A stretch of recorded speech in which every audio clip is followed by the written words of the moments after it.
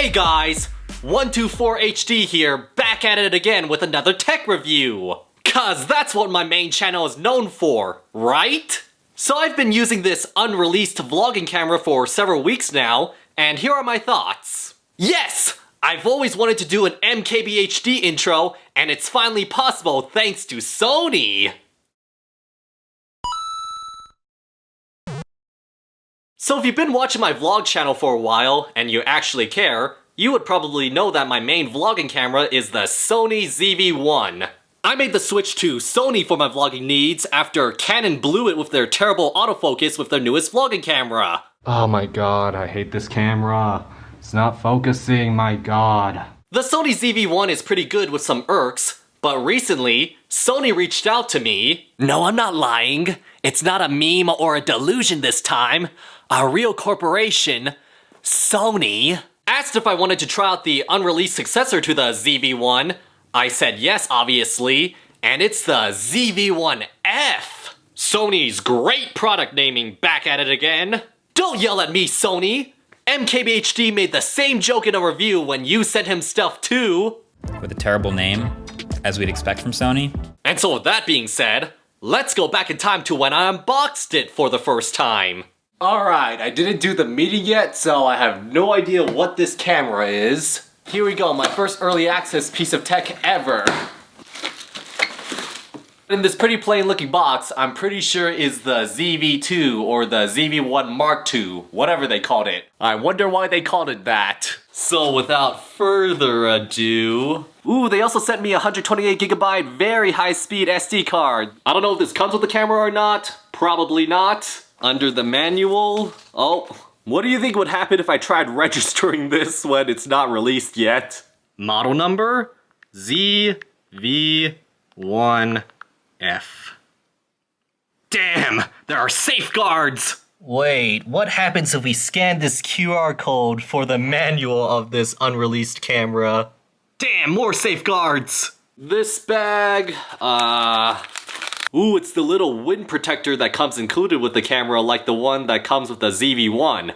What's next? Yes! We haven't got to do the camera itself yet, and I'm already happy. Next up below the camera is the battery. And let's take a look at the new camera itself. Come on. Ooh. Oh yeah, if you didn't believe I got an early release product, here's the proof. But yeah, let's boot her up. What the hell? Certain features of this camera may involve the use of biometric data?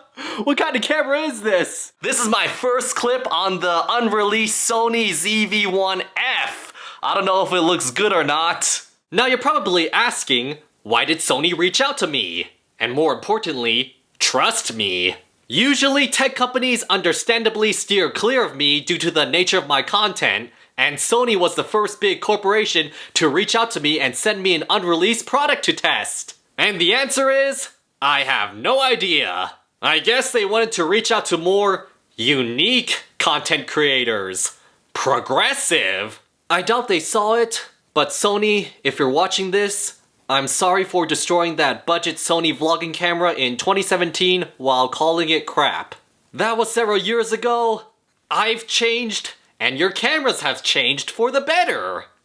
I'm also sorry for destroying almost every PlayStation, but will continue to do so in the future.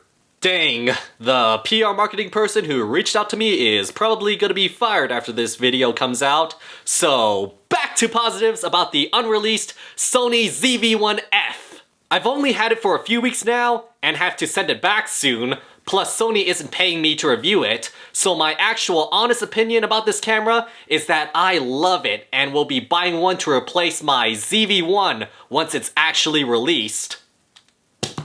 I paid for this myself, so I'm allowed to throw it. Okay, don't watch that, Sony. Sony also said that if I like this camera, which I do, I can put in a request to have a launch one sent to me for free when it comes out.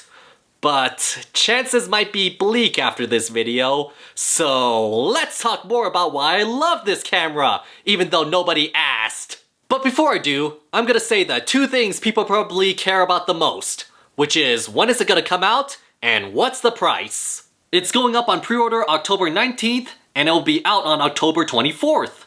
As for the price, The original ZV-1 launched at $800 and I paid $750 for pre-ordering it. As for the ZV-1F, the launch price will be $500. That's a $300 37.5% discount if you choose to buy the one with the F in the name.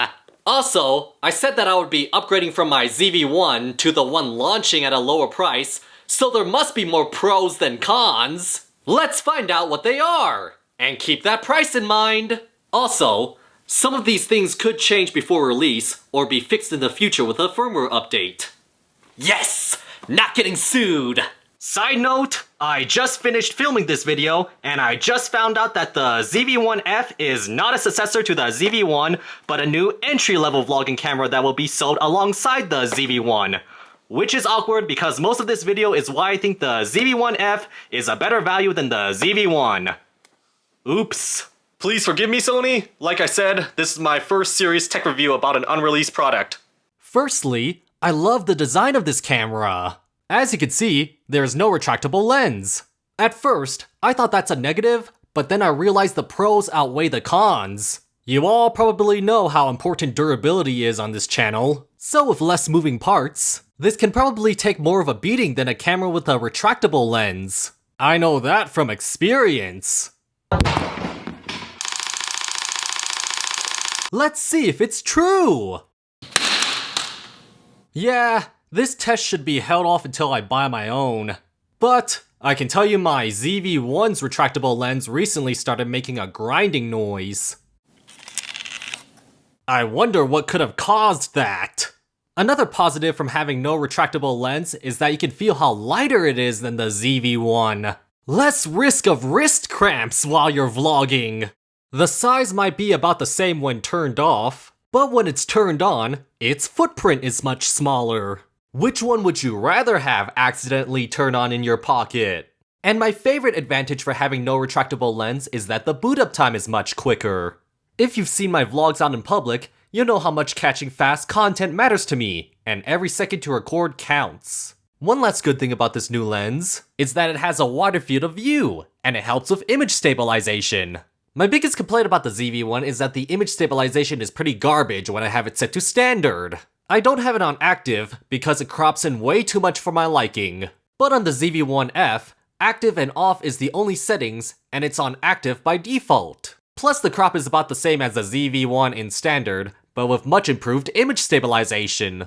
At least according to my very scientific test. So with all these advantages, I don't think I'm gonna miss retractable lenses. Or will I? Some downsides to having no retractable lens is that you're giving up a bit of aperture specs, which can affect how much light can or can't enter and the depth of field range. I shoot all of my videos with pretty much everything on auto, as I assume most people who buy this camera will, so I really don't mind or notice this slight downgrade that much. Another downside is that there is no optical zoom. There's only clear image zoom, which is almost like optical zoom, but the ZV-1 also has that along with optical, but again, I don't really mind that much. The optical zoom on the ZV-1 was decent, but nothing to write home about. And if you hated the lens zoom sound every time I zoom in and out of something, that's now gone.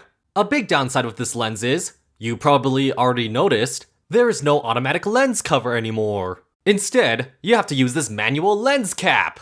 Gross! Sony recommends you use this if you throw it into a bag or pocket, but I bet most people are gonna lose the lens cap or forget to take it off and miss an important shot. The size of the lens is much smaller, and it's pretty recessed, so I'm just gonna risk it when I get my own. Something else that I noticed that really bothers me is that the autofocus is noticeably slower than the ZV-1. With the ZV-1 being on the fast setting, it doesn't seem like there's a setting to change it on the ZV-1F. It's still ahead of Canon's G7X vlogging cameras, but I made the switch to Sony for their best-in-class autofocus, so I hope they can speed it up in the future with a firmware update. I'm not mad, just slightly disappointed. With that, let's take a small break to once again admire that I have an unreleased piece of tech from a big company that brings up 0 Google results at the moment. Never thought that would happen in my YouTube career. Probably the first and last time. Ah! Sony Alpha Rumors is onto us! I swear I had nothing to do with it! It was fun while it lasted. And I know what you probably all want me to do. No, I'm not gonna destroy it on purpose and send it back to Sony unless I want lawsuits up the ass. Actually... Drop test! Nah, I'm just kidding, Sony. It's getting sent back to you safely. In pieces.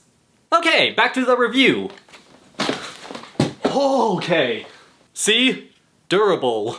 Some other small things I like is that the new microphone sounds much better than the ZV-1's, which was a complaint of mine. Let's take a listen. Right now, I'm trying to join PlayStation Stars, the loyalty program for PlayStation owners. And every time I hit sign up, it won't let me join.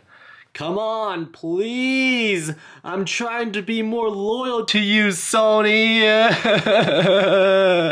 Some players may be put on a PlayStation Stars waitlist for up to 2 months. Oh, please, Sony, why do I have to wait 2 months? That's way too long to get some digital collectibles! Oh, this isn't Overwatch 2! Awful game! Also, they redesigned the settings menu, and it's much easier to find settings compared to the jumbled mess that was on the ZV-1. Also, when you start recording, a red border appears on the screen, and I just love that. Every camera should do the same, so you don't have to look for a tiny red indicator to know if you're recording or not. The tripod hole on the ZV-1 was right next to the SD card and battery door for some reason, meaning if this thing was on a tripod, you would have to unscrew it off to access the SD card or battery, which was annoying. As you can see, they are now separated and far apart on the ZV-1F. Divorce is a good thing. And one of my bigger complaints about the ZV-1 is that it came out in 2020 with a micro USB port! Disgusting! The Canon G7X Mark III, for how terrible it was, it came out almost a year before the ZV-1 and it had USB-C! Even Nintendo's toy that came out in 2020 had USB-C! That's why I was so excited about the cable in the camera's box. It was a USB-C cable, because you guessed it, the ZV-1F ships with USB-C! Honestly, I was just playing it up for the camera, Sony. My Rode microphone also charges with micro USB, so it's actually less convenient for me now. Oh well. But USB-C does bring some cool new features, like the ability to connect it to a computer and use it as a webcam with microphone, without needing to download any software. Game changer! Can't say that for many cameras, like the ZV-1 or the G7X Mark III, nor their microphones. Maybe I'll use it for future live streams. Focus, goddammit! How hard is it to focus? Come on, most of the stuff I want you to focus on is taking up most of the screen! Focus on it! One of my favorite features is not new, it's product showcase mode, and it makes a return. And this time, it has its own dedicated button. In this mode, the camera won't focus on you, but only on the products you're reviewing. Wow! Promoting consumerism has its own mode on a consumerism product! Have we gone too far? One last feature I'm gonna shout out is that it has continuous 120 frames per second slow motion. Perfect for smashing a DS. That's literally what the Sony rep said to me. Console bias aside, at least they're aware of the type of content I make. And I told him that I'm still just gonna use my iPhone for slow-mo because it can do double the frames and record sound. Maybe I shouldn't have said anything, but if you're wondering why I don't use my iPhone for vlogging instead, it's because I don't want to use up its storage and battery when I'm out in public. Having removable storage and a replaceable battery with no distractions is a godsend. Enough talk! Let's take it out into the real world to test it out! Except I can't because of my NDA. I wanted to make a TwitchCon vlog with it, but Sony said that they didn't want too many eyes on it before release. And what a shame it was, cause there was so much good content there. But it looks like I have to settle for the next best thing.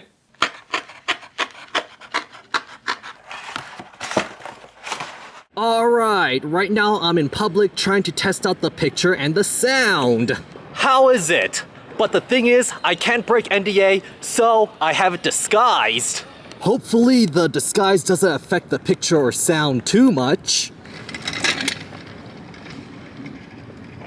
Nothing to see here, people. Nothing to see here at all.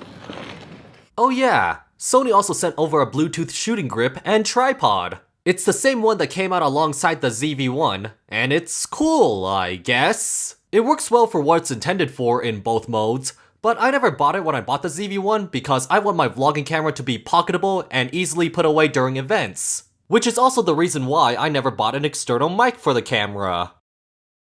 Yeah.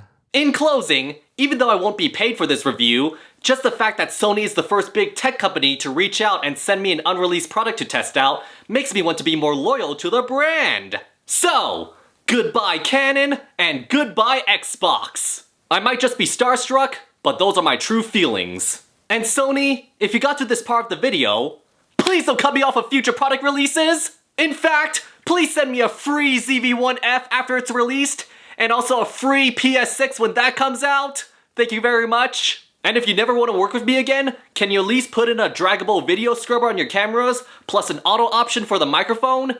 Please? And so with that, thank you guys for watching, comment, like, and subscribe. Everyone type, "Thanks Sony" in the chat, and I'll see you guys later. Bye!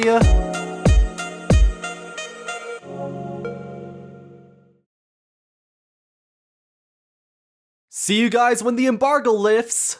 Before I send it back, I have to take the thumbnail shot. And if they regret sending me this camera, they're really gonna regret it after this.